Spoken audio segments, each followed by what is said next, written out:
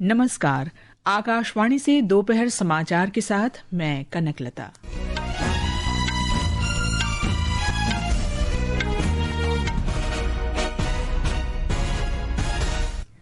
वाणिज्य और उद्योग मंत्री पीयूष गोयल ने कहा, भारत वैश्विक व्यापार के 75% हिस्से को अपने दायरे में लाने के लिए 8 से 9 और देशों के समूहों के साथ मुक्त व्यापार समझौतों पर बातचीत कर रहा है। सर्वोच्च न्यायालय ने जेपीएससी परीक्षा में अनियमितताओं की सीबीआई जांच की मांग वाली याचिका पर केंद्र को नोटिस जारी किया। गृह मंत्री अमित शाह आज शाम नई दिल्ली में आयोजित होने वाले 9वें राष्ट्रीय सुरक्षा रणनीति सम्मेलन में भाग लेंगे। विदेश मंत्री एस जयशंकर आज मॉस्को में व्यापार, आर्थिक, वैज्ञानिक, तकनीकी और सांस्कृतिक सहयोग पर भारत रूस अंतर सरकारी आयोग की बैठक की सह अध्यक्षता करेंगे। और कोलंबो में दूसरे टेस्ट क्रिकेट मैच में भारत की स्थिति मजबूत। ऋषभ पंत ने भारत के लिए विदेशी धरती पर बतौर विकेटकीपर बल्लेबाज सबसे अधिक रन बनाए। वाणिज्य और उद्योग मंत्री पीयूष गोयल ने कहा है कि आने वाले समय में भारत मुक्त व्यापार समझौते के माध्यम से वैश्विक व्यापार के लगभग 75% हिस्से को अपने दायरे में ले आएगा। इससे भारत को वैश्विक मूल्य श्रृंखलाओं में एक विश्वसनीय साझेदार के रूप में स्थापित करने में मदद मिलेगी। उन्होंने कहा कि भारत कम से कम 8 से 9 और देशों के समूहों तथा अलग अलग देशों के साथ बातचीत कर रहा है। इन देशों का संयुक्त रूप से सकल घरेलू उत्पाद 15 ट्रिलियन अमेरिकी डॉलर के बराबर है।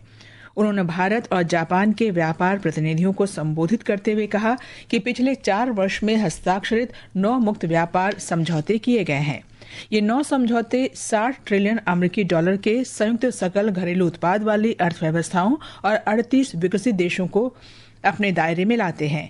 श्री गोयल ने कहा कि बढ़ते आर्थिक संबंध भारत और जापान के बीच संतुलित व्यापार की दिशा में अग्रसर होंगे।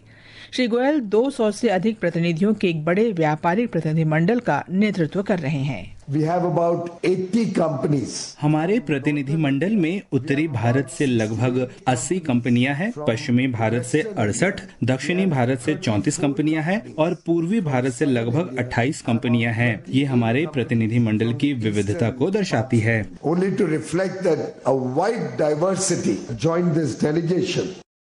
उपराष्ट्रपति सीपी राधाकृष्णन ने भारत के पहले गैर जीएमओ उच्च विस्तार क्षमता वाले पॉपकॉर्न मक्का हाइब्रिड बीज के विकास को कृषि में आत्मनिर्भरता और देश में विकसित नवाचार को मजबूत करने की दिशा में महत्वपूर्ण कदम बताया है। आंध्र प्रदेश के एलुरु जिले के मुसुनुरु में आगो में पॉपकॉर्निका परिसर में इस बीज का शुभारंभ करते हुए उपराष्ट्रपति ने कहा कि भारत लंबे समय से उच्च गुणवत्ता वाले पॉपकॉर्न मक्का के लिए आयातित हाइब्रिड बीज तकनीक पर निर्भर रहा है। उन्होंने राष्ट्रीय अर्थव्यवस्था में कृषि के योगदान का उल्लेख करते हुए पीएम किसान, पीएम फसल बीमा योजना, किसान क्रेडिट कार्ड और नमो ड्रोन दीदी जैसी केंद्र सरकार की पहलों की सराहना की। I appreciate both the state and the central governments for their various schemes for safeguarding the interest of farmers, like PM Kisan Samman Nidhi, PM Fasal Bima Yojana, Kisan Credit Card schemes, and many others. National Food Security and Nutrition Mission also ensures seed certification, integrated nutrient and pest management, and farm mechanization assistance and field demonstrations for maize farmers. सर्वोच्च न्यायालय ने झारखंड संयुक्त civil सेवा प्रारंभिक परीक्षा में कथित अनियमितताओं की सीबीआई जांच की मांग वाली याचिका पर केंद्र और झारखंड सरकार को नोटिस जारी किया है। मुख्य न्यायाधीश न्यायमूर्ति सूर्यकांत, न्यायमूर्ति जयमाल्या बागची और न्यायमूर्ति वी मोहना की पीठ ने केंद्र सरकार, झारखंड लोक सेवा आयोग और अन्य संबंधित पक्षों से जवाब मांगा है। याचिका में निष्पक्ष और स्वतंत्र जांच के लिए मामले की जांच राज्य से सीबीआई को सौंपने की मांग की गई है। गृहमंत्री अमित शाह आज नई दिल्ली में आयोजित होने वाले 9वें राष्ट्रीय सुरक्षा रणनीति सम्मेलन में हिस्सा लेंगे।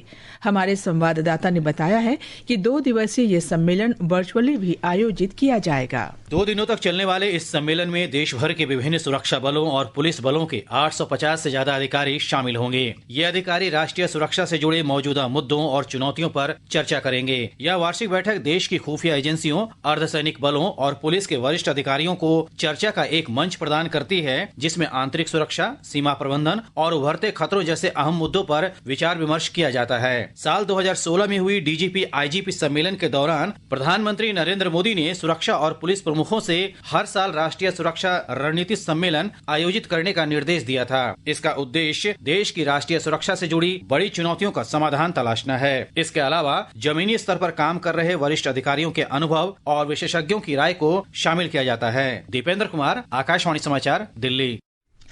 रेलवे ने रेल नेटवर्क में विशेष स्वच्छता अभियान शुरू किया है। इसका उद्देश्य रेलवे स्टेशनों पर यात्रियों को लगातार स्वच्छ और सुरक्षित पेयजल उपलब्ध कराना है। हमारे संवाददाता ने बताया है कि इसके अंतर्गत पेयजल टैंक और पेयजल को स्वच्छ बनाने की प्रणाली को साफ और कीटाणु मुक्त किया जाएगा। रेल मंत्रालय ने बताया कि इस अभियान के दौरान जोनल रेलवे जल स्रोतों, जल शोधन और फिल्ट्रेशन संयंत्रों, भूमिगत और ऊपरी टैंकों, पीवीसी टैंकों, वाटर बूथ, नलों और पेयजल वितरण केंद्रों का व्यापक निरीक्षण करेंगे। साथ ही टैंकों के ढक्कन अच्छी तरह बंद रखने और वेंट तथा ओवरफ्लो पाइपों को पक्षियों, जानवरों और शैवाल से सुरक्षित रखने के उपाय किए जाएंगे। नीतिका गुप्ता, आकाशवाणी समाचार, नई दिल्ली। भारतीय जनता पार्टी के राष्ट्रीय अध्यक्ष नितिन नबीन ने संत शिरोमणि गुरु रविदास के योगदान को याद करते हुए कहा है कि गुरु रविदास के विचारों और कार्यों ने सामाजिक बुराइयों पर कड़ा प्रहार किया और सामाजिक समरसता की नींव मजबूत की। नई दिल्ली में समरसता संकल्प अभियान को संबोधित करते हुए श्री नबीन ने कहा कि गुरु रविदास जी के आदर्शों से प्रेरणा लेते हुए भाजपा ने ये समरसता अभियान शुरू किया है। उन्होंने प्रधानमंत्री नरेंद्र मोदी के कार्यों की भी सराहना की।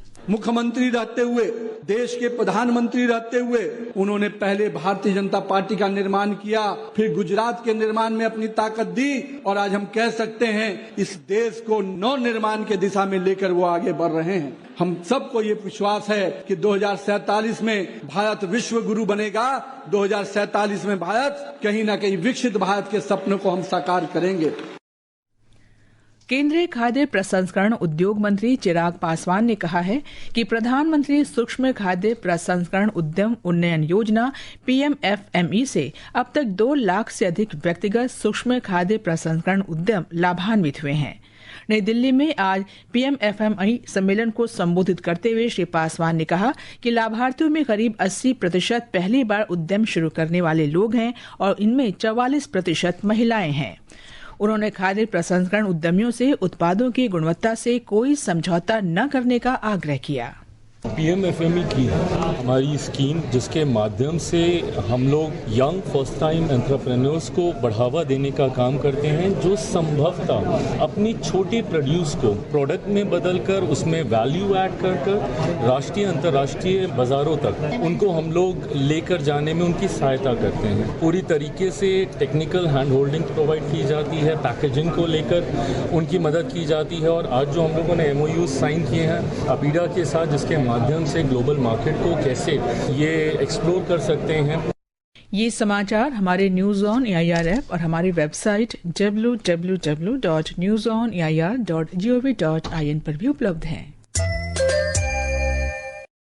दोपहर समाचार में आपका फिर स्वागत है।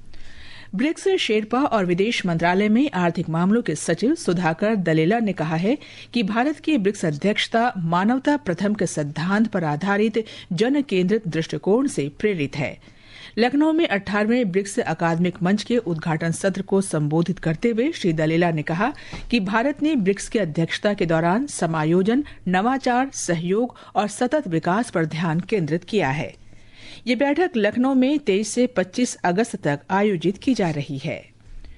विदेश मंत्री S जयशंकर आज मॉस्को में रूस के उप प्रधानमंत्री देनिस मांतुरोव के साथ व्यापार, आर्थिक, वैज्ञानिक, तकनीकी और सांस्कृतिक सहयोग पर 27वें भारत रूस अंतर सरकारी आयोग की बैठक की सह अध्यक्षता करेंगे।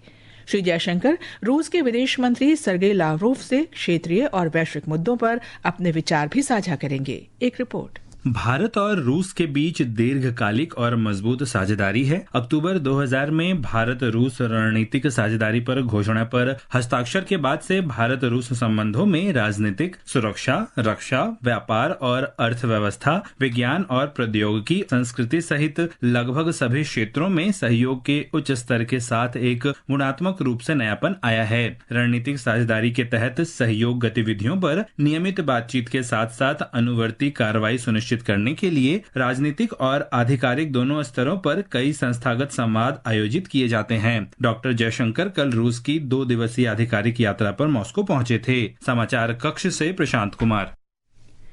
ईरान ने अपने मित्र देशों के जहाजों को होर्मुज जलडमरूमध्य से गुजरने की अनुमति दे दी है, पर इसके लिए उन्हें शुल्क देना होगा। ईरान के राष्ट्रीय सुरक्षा आयोग के प्रवक्ता इब्राहिम रेजाई ने बताया कि यह शुल्क समुद्री, पर्यावरणीय और लॉजिस्टिक संबंधी कई सेवाओं को सम्मिलित करेगा। इससे पहले ईरान की सर्वोच्च राष्ट्रीय सुरक्षा परिषद के सचिव मोहसेन रेजाई ने कहा था कि होर्मुज जलडमरूमध्य बंद रहेगा और तब तक नहीं खुलेगा जब तक अमेरिका अपनी प्रतिबद्धताओं को पूरा नहीं करता। उन्होंने कहा कि ईरान के खिलाफ अमेरिका की आर्थिक कार्रवाई का समर्थन करने वाले किसी भी देश के कदम को युद्ध माना जाएगा। दूसरी ओर अमेरिका के राष्ट्रपति डोनाल्ड ट्रंप ने होर्मुज जलडमरूमध्य को नए अमेरिकी क्षेत्र के रूप में दर्शाने वाली एक तस्वीर साझा करके इस महत्वपूर्ण जलमार्ग पर अमेरिकी नियंत्रण के अपने दावे को दोहराया है। भारत और खाड़ी सहयोग परिषद जीसीसी ने दोनों पक्षों के बीच सहयोग से जुड़े विभिन्न मुद्दों पर चर्चा की। सऊदी अरब में भारत के राजदूत विपुल और जीसीसी के महासचिव जासिम मोहम्मद अल बुदैवी के बीच हुई बैठक में मुक्त व्यापार समझौते एफटीए पर बातचीत भी की गई। फरवरी में भारत और खाड़ी सहयोग परिषद ने मुक्त व्यापार समझौते के लिए बातचीत का मार्गदर्शन करने वाले संदर्भ की शर्तों पर हस्ताक्षर किए थे। ये समाचार आकाशवाणी से प्रसारित किए जा रहे हैं। ताज़ा समाचार जानने के लिए आप हमारे न्यूज ऑन एआईआर ऐप और social media handle @AIR news Hindi को फॉलो कर सकते हैं। ये आकाशवाणी है। बिहार में गंगा नदी का जलस्तर बढ़ने से पटना, वैशाली, भोजपुर, बक्सर, भागलपुर, मुंगेर, समस्तीपुर और बेगूसराय जिलों के निचले इलाकों में बाढ़ की स्थिति बन गई है। ब्यौरा हमारी संवाददाता से। गंगा के बढ़ते जलस्तर को देखते हुए मुख्यमंत्री सम्राट चौधरी ने पश्चिम बंगाल के मुख्यमंत्री शुभेंदु अधिकारी से फोन पर बातचीत कर उन्हें स्थिति की गंभीरता से अवगत कराया है। श्री चौधरी ने कहा है कि फरक्का बैराज के सभी गेट खोलने से गंगा के पानी का प्रवाह सुचारू हो सकता है और बिहार में बाढ़ की स्थिति को नियंत्रित करने में मदद मिल सकती है। पश्चिम बंगाल के मुख्यमंत्री ने इस संबंध में शीघ्र कार्रवाई का आश्वासन दिया है। सविता पारीक, आकाशवाणी समाचार, पटना।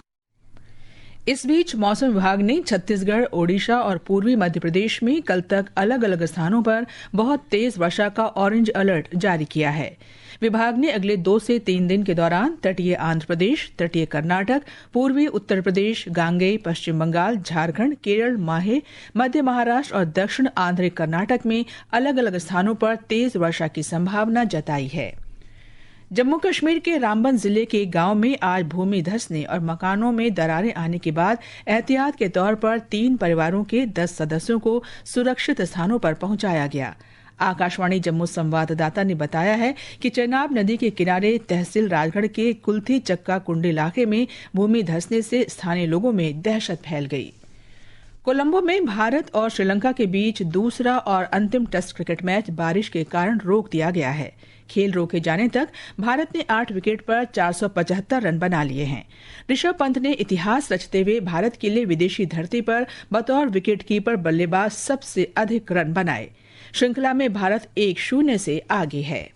घरेलू शेयर बाजार में आज दोपहर के कारोबार में गिरावट दर्ज की गई। अंतिम समाचार मिलने तक सेंसेक्स 278 अंक गिरकर 77,263 और निफ्टी 84 अंक गिरकर 24,168 पर कारोबार कर रहा था। अंत में मुख्य समाचार एक बार फिर। वाणिज्य और उद्योग मंत्री पीयूष गोयल ने कहा, भारत 8 से 9 और देशों के समूहों के साथ मुक्त व्यापार समझौतों पर बातचीत कर रहा है। सर्वोच्च न्यायालय ने जेपीएससी परीक्षा में अनियमितताओं की सीबीआई जांच की मांग वाली याचिका पर केंद्र को नोटिस जारी किया। गृह मंत्री अमित शाह आज शाम नई दिल्ली में आयोजित होने वाले 9वें राष्ट्रीय सुरक्षा रणनीति सम्मेलन में भाग लेंगे। विदेश मंत्री एस जयशंकर आज मॉस्को में व्यापार, आर्थिक, वैज्ञानिक, तकनीकी और सांस्कृतिक सहयोग पर भारत रूस अंतर सरकारी आयोग की बैठक की सह-अध्यक्षता करेंगे। और कोलंबो में दूसरे टेस्ट क्रिकेट मैच में भारत की स्थिति मजबूत। ऋषभ पंत ने भारत के लिए विदेशी धरती पर बतौर विकेटकीपर बल्लेबाज सबसे अधिक रन बनाए। इसके साथ ही दोपहर समाचार का ये अंक समाप्त हुआ। नमस्कार।